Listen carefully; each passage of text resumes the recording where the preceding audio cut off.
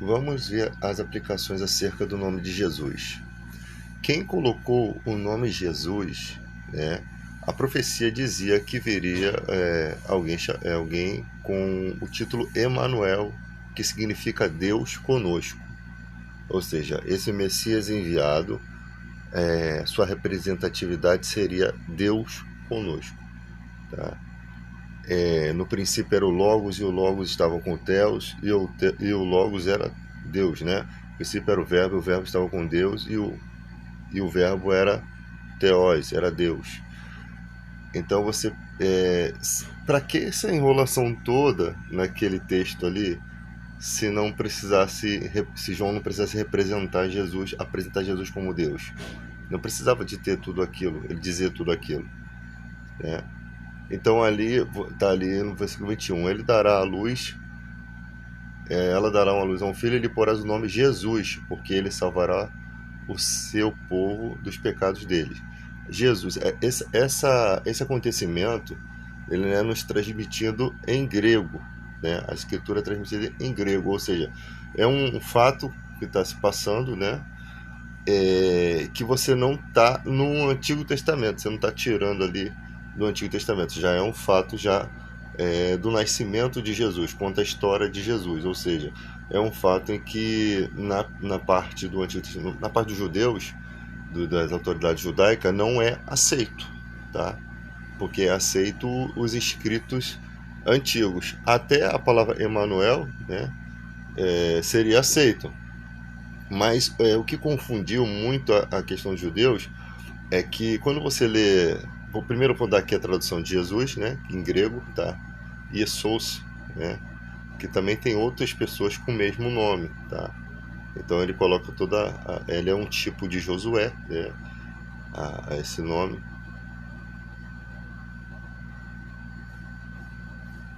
Aqui em Tito 2:13, vamos ler aqui, vou ler antes aqui o 11, porque a graça de Deus se manifestou salvadora a todos os homens, educando-nos para que, regenerados à impiedade e às paixões mundanas, vivamos no presente século sensata, justa e piedosa. Aqui, ó, porque a graça de Deus se manifestou salvadora, ou seja, Jesus é essa graça salvadora, né, essa manifestação. Aí no versículo 3 diz assim: aguardando a bendita esperança e a manifestação da glória do nosso grande Deus e Salvador Jesus, Cristo Jesus. Né? Cristo como Messias, né? Que é a primeira aqui, Christos, ungido, né? Messias, aguardando a bendita esperança, né? A volta de Cristo. É a manifestação da glória, né? do nosso grande Deus e Salvador Jesus Cristo. Então, aqui não está dizendo que Jesus é o próprio Pai, tá? Porque a palavra Cristo aqui é Messias. Aqui em Romanos 9:5 diz: deles são os patriarcas e também dele descende o Cristo, né? Deles descende o Cristo, segundo a carne, o qual é sobre todos, Deus bendito para todo sempre. Agora, o mesmo Paulo fala que Deus sujeitou todas as coisas aos pés de Jesus. Mas quando diz todas as coisas, isso exclui o Pai. Acho que está em 1 Coríntios 9, isso. Essa palavra, ela se conforma com o Salmo 110 no original, que diz assim, falei, botei errado aqui. Que diz aqui, ó, disse o Senhor, versículo 1, ao meu Senhor. Disse o Senhor, né, Jeová, né, que é Deus, ao meu Senhor. Esse outro Senhor tá no nome original lá, tá Adoni. Então você percebe que esse Senhor primeiro aqui, ele é diferente desse aqui. Então o Salmo, apesar de ser um cântico, ele é profético. Esse Salmo é citado por Jesus, né? Jesus, ele fala: quem vocês pensam que o Messias é filho? Aí eles respondiam: Davi. Aí Jesus fala: mas como Davi em espírito chama de Senhor? Isso significa, olha só, que o Messias, ele é anterior a Davi. Por mais que ele seja da raiz de Davi, ele é um tipo de filho, de linhagem de Davi diferente. Não é como Salomão, não é como os outros, porque ele é anterior a Davi. Ele existe antes de Davi. Por isso que Davi o chama de Senhor. O texto é bem nítido aqui. assenta-te à minha direita até que eu ponha seus inimigos debaixo dos seus pés. É exatamente isso que acontece em Hebreus 1. Todos os adversários de Jesus estão debaixo dos pés dele. Ou seja, é por isso que a todos eles se dobrem no céu, na terra e debaixo da terra. Menos o Pai se dobra. Porque Paulo diz que Deus sujeitou todas as coisas aos pés de Jesus. Quando diz todas as coisas, excluiu o Pai. Paulo foi bem enfático. O mesmo Paulo que chamou Jesus de grande Deus, de Deus em Romanos e Tito 2,13, está mostrando que ele é Deus, mas que ele não é o próprio Pai. Que o Pai que sujeitou todas as coisas aos pés dele. O texto é muito simples. Por isso que João disse, no princípio era o Verbo, e o Verbo estava com Deus, e o Verbo era Deus. Ou seja, ele é um oráculo, ele estava com Deus, e ele também é Deus, mas ele não é o próprio Pai. Jesus ressurreto, ele disse, não me detenhas, mas vai dizer aos meus irmãos, subo para o meu Pai, vosso Pai, meu Deus e vosso Deus. Ele já ressurreto, tá? Ele ressuscitou na forma do próprio corpo dele, mas ali a narrativa dele de que o Pai é maior do que ele, de que o Pai está no céu, é a mesma narrativa, não mudou. Jesus não mentiu quando esteve em terra. Jesus ele era o próprio Pai, as pessoas pensam assim, né? E ali ele fala aquilo em terra. Como é que ele vai dizer que o Pai é maior do que ele? Mesmo ele estando em terra, mesmo se ele fosse o próprio Pai, ele não falaria isso. Não tem lógica nesse discurso, tá? E Deus amou o mundo de tal maneira que enviou o seu Filho, ou seja, ele enviou a ele mesmo. Então Deus não amou o mundo. Então isso não aconteceu. Então a gente sabe que o Filho é o Messias prometido, ele é enviado, né? Exatamente, ele estava à direita, senta-te à minha direita, até que eu ponha seus inimigos debaixo dos seus pés. Ou seja, no momento que você vê em Apocalipse, se eu não me engano, 12, Jesus fala, aquele que vencer, lhe concederei que se assente comigo, assim como eu venci e me assentei no trono de meu Pai. Ou seja, existe um trono onde tem um espaço tanto para Deus quanto para Jesus. Jesus assentado à direita, em posição de honra, tá? Então, quando Deus fala, senta-te à minha direita, até que eu ponha seus inimigos por trás dos seus pés, isso vai acontecer até o final dos dias, né? Quando de fato todos os inimigos, agora Satanás julgado. Por que os inimigos de Jesus, quem são os inimigos de Jesus? É Satanás e os seus anjos, né? Que está lá no Apocalipse, como diz assim, Miguel e seus anjos pelejaram contra Satanás, que é o diabo, está lá, a antiga serpente, o dragão, que é a antiga serpente, e Satanás e seus anjos pelejaram contra Miguel. Então, essa batalha no céu, no momento, eu sempre falo isso, no momento em que Satanás determina no céu se rebelar contra Deus, a morte de Cristo já está prevista antes da fundação do mundo, exatamente ali. Por quê? Porque na presciência de Deus, quando Deus fez o anjo que se tornou Satanás, ele sabia de tudo. Ele sabia que o filho teria que morrer, porque ele sabia de toda a história, ele é eterno, ele sabe tudo, então toda a história que viria a desenrolar-se, do engano da serpente a Eva, entende? Tudo Deus sabia. Então a morte de Cristo existe antes da fundação do mundo, exatamente por isso, porque quando Satanás peca, ele causa uma destruição e ele atinge exatamente a Cristo. E a gente não sabe se Deus deu alguma oportunidade de arrependimento para que eles deixassem aquela rebelião. A gente não sabe. Mas a gente sabe que a primeira personalidade do mal, ela aparece em forma corpórea de uma serpente, lá no Éden, tentando a criação humana, a criação de Deus, né? Tentando os inocentes, pessoas sem pecado. Então a serpente, por ser a primeira personificação do engano, né, você pode ver que a enganou mesmo Eva ali. Ela não pode ser algo de Deus, que não havia outra criatura. Era algo que se rebelou contra Deus, tá? E ali vai e destrói, quando ela consegue conceber a morte para a humanidade, a morte de Cristo logo tinha que acontecer, porque não havia forma de resgate, né? E foi a forma. Deus poderia ter feito de outra forma, né? Poderia ter. Adão, após pecar, ainda viveu 930 anos, tá? Teve filhos e filhas, né? Você vê a linhagem ali. como Deus não deixou de ser bom para Adão mesmo pecando. E hoje em dia você vive sem, você vê filhos e filhas, você acha bom viver. Para algumas pessoas é bom viver, outras têm depressões e tal, mas no normal, né, uma vida saudável é bom viver, né? Uma vida sem, se você não nasce numa época ruim de guerra e tal, e mesmo que você nasça numa época de guerra, se for ruim para você aqui na Terra, vai ter uma outra vida eterna, uma esperança eterna que Deus vai fazer justiça quando não coube essa justiça aqui em vida. Então você percebe que o texto ele é todo, né, colocado de forma a assim bem entender. Só que ultimamente tem muita confusão, as pessoas pegam coisas simples assim e fazem uma revolução, tá? Eu não sei de onde está surgindo tanta heresia, mas que não adianta. Tipo assim, todo isso não tem impacto. Aí quando você vai discutir com um cara desse, o cara não tem nem a base do que está falando.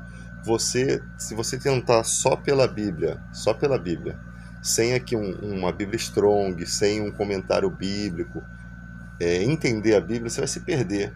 Porque o comentário bíblico ele não faz, como é que se diz? Ele não distorce a escritura, simplesmente ele traz o fato histórico do acontecimento lá no Oriente e ele mostra como que era aquela interpretação exatamente, a forma como um judeu entende ou o judeu entendia, né? Aqui em Miqueias 5 diz que o Messias, né? E tu, Belém Efratá, pequena demais para figurar grupo de milhares de Judá, de ti sairá o que há de reinar Israel, e cujas origens são desde os tempos antigos, desde a eternidade. Isso daqui tem duas questões aqui. Primeiro, para mim o Messias só podia vir no primeiro século, que é onde existia a cidade de Belém e a cidade de Efratá. Tá? Elas não existem mais, foram destruídas. Era uma cidade pequena, né, de Judá, e de lá tem que sair o que vai reinar de Israel, ou seja, o Messias, o Mashiach esperado pelos judeus, o Messias esperado pelos islâmicos, Jesus, ele tem que, segundo a profecia, nascer em Belém, em Efratá. Aí eu não sei como é que eles vão fazer. Eu não sei como é que eles vão inventar isso. E as origens desse Messias é desde os tempos antigos, desde o dia da eternidade, ou seja, o Messias é eterno. Tá bem nítido aqui. E você tem que entender que essa profecia ela tem partes, Aqui é um nascimento, tá? A profecia está seguindo aqui. Aqui, ó, ele se manterá firme e apacentará o povo na força do Senhor, na majestade do nome do Senhor, seu Deus. Eles habitarão seguro, porque agora será ele engrandecido até os confins da terra. Existem partes, ó. Aí começa a questão de Israel. Este será a nossa paz quando a Síria vier à nossa terra e quando passar sobre nossos palácios, levantaremos contra eles 7 pastores e 8 príncipes dentre os homens. Aí você vê aqui uma guerra que a Síria, ela sempre foi a representação de todos os inimigos de Israel. A Síria pode representar os maiores inimigos de Israel, né? No caso, você tem uma outra. Você não pode pegar essa profecia e ver corrida como se acontecesse tudo numa só época. Então aqui vão acontecer em várias épocas, né? O nascimento, aqui tem a questão da guerra, né, contra os inimigos de Israel. No contexto de 69 depois de Cristo, os judeus tentaram lutar contra Roma, tá? Como se Roma fosse essa espécie de Assíria. Só que eles seguiram um Messias chamado Bar Covas, que eles supostamente acreditavam ser o Messias. Não era o Messias e eles se rebentaram todo. Eles seguiram sem examinar, né? O cara não nasce de Belém de Efratá. Ele ainda tem aquela profecia que muita gente confundia Jesus por não ser o Messias, porque não sabia do que aconteceu com Maria, né? Maria foi, devido ao censo, ela foi até Belém e ali acabou nascendo Jesus lá, para se cumprir essa profecia de que deveria nascer em Belém, né? E de lá, quando recebe ouro, incenso e mirra, eles têm que fugir devido à perseguição de Herodes, porque os magos lá, eles informaram Herodes que nasceria o rei, né? E Herodes manda matar as crianças, assim como aconteceu semelhantemente ao que aconteceu lá com Moisés. E ali Jesus vai, Maria leva Jesus com José e vão para o Egito. E aí, para cumprir-se uma profecia que tem também aqui no Antigo Testamento, que diz: do Egito chamei o meu filho, né? Do Egito chamei o meu filho. Então, quando Maria volta e começa a morar, habitar na Galiléia, as pessoas não sabiam que Jesus era de Belém. As pessoas não sabiam que ele cumpriu essa profecia de ter nascido lá. Então, mas isso aqui é o Messias como? Não é filho do carpinteiro? Não vive conosco seus irmãos? Ou seja, por essa palavra, você entende que a compreensão era de que a mãe do Messias deveria ser uma virgem, que ele não teria pai, que ele não teria irmãos. Por essa, o que eu entendo assim, quando eles falam assim, não são eles, não vive entre nós aí José, e não são seus irmãos, esses daqui, pela compreensão da profecia, porque Isaías fala que Deus daria um sinal. Por mais que o texto não diz que a virgem conceberá, porque isso é uma colocação que foi colocada, foi posta pelo escritor do Novo Testamento, ali dava a entender que estava nos dias da virgindade, porque as mulheres judias, elas casavam com 12 anos, então a virgindade era algo comum, tá? Os homens com 13 e a mulher com 12, e se não fosse virgem dava problema.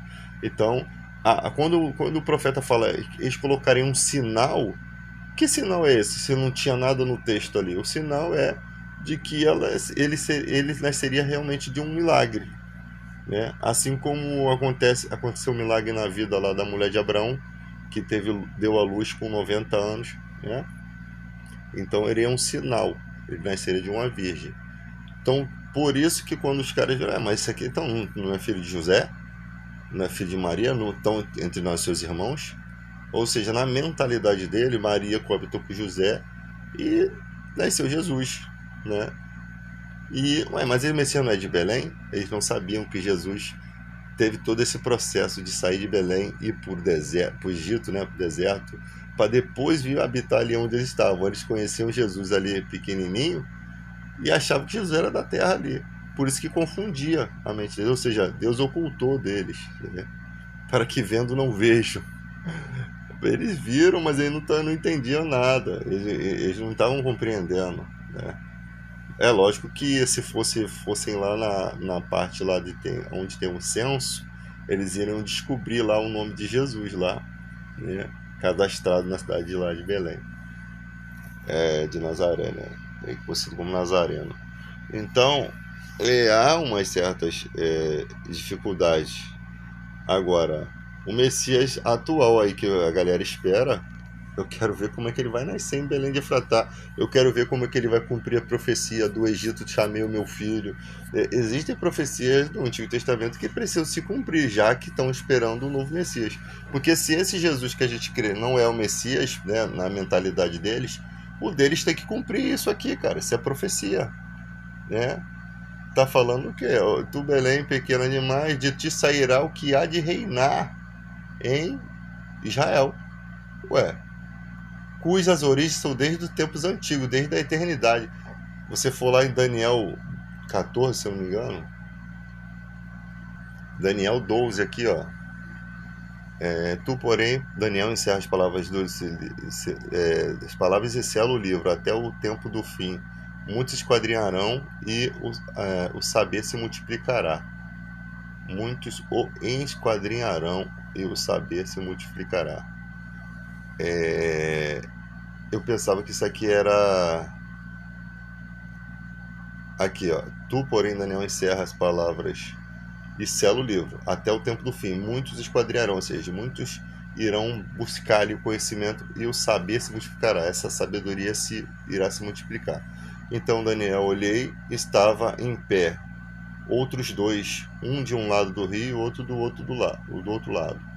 Um deles disse ao homem vestido de linho que está sobre as águas do rio: quando se cumprirão essas maravilhas? Aí você tem todo aqui, ó, depois vocês dão uma lida aqui, mas o texto que eu quero aplicar não é esse. Aqui fala de Miguel, né? Miguel arcanjo, né? Que é um anjo de classe superior. Então é aqui, Daniel 7, 13. Eu estava olhando nas minhas visões à noite, e eis que vinha nas nuvens do céu um como filho do homem, e dirigiu-se ao ancião de dias e o fizeram chegar até ele.